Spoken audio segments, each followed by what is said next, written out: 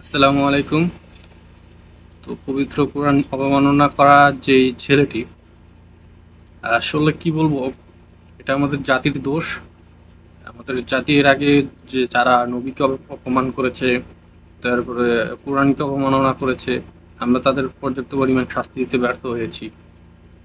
এখন আপনারা যে ছেলেটিকে পাগল বলছেন, পাগল মানুষ কিভাবে আহ, এই নর্থ সাউথ ইউনিভার্সিটির মতন একটা ভার্সিটিতে চান্স পায়?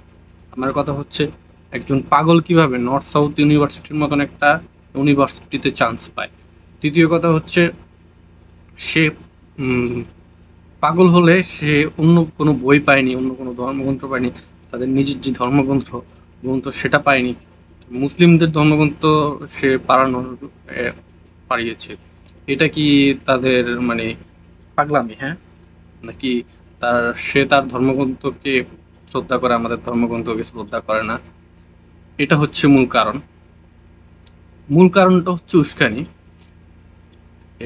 প্রতিবার আমরা দেখি দুর্গাপূজাকে কেন্দ্র করে মুসলিম আর হিন্দুদের ভিতরে একটা দাঙ্গা বাজিয়ে দেয়।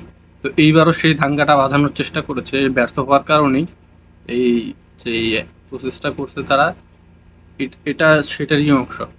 তো আমাদের কথা হচ্ছে, আমরা কখনোই এটাকে সম্মান করি না।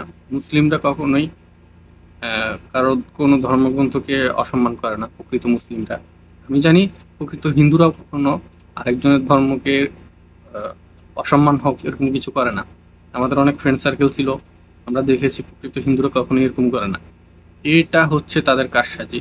আর এরকম যারা দুঃসাহস করে, তাদের পরিণতি মৃত্যুদণ্ড। সৌদি আরবে মৃত্যুদণ্ডই হতো যদি এতদিন এটা প্রমাণ হওয়ার পরও এতদিন অপেক্ষা করতো না। সৌদি আরবে মৃত্যুদণ্ডই দিয়ে দিত প্রকাশ্যে। আমাদের প্রয়োজন, যদি আপনারা যদি পর্যাপ্ত পরিমাণ শাস্তির আওতায় তাকে আনতে না পারেন, আমরা রেমিটেন্স যোদ্ধা যারা আছি, সৌদি প্রবাসী বা বিভিন্ন প্রবাসী যারা আছি, আমরা রেমিটেন্স দেওয়া পাঠিয়ে দেওয়া বন্ধ করে দেবো যতদিন পর্যন্ত না এর দৃশ্যমান শাস্তি না হচ্ছে। দৃশ্যমান শাস্তি বলতে আমরা মৃত্যুদণ্ডই চাই। ঠিক আছে? আসসালামু আলাইকুম।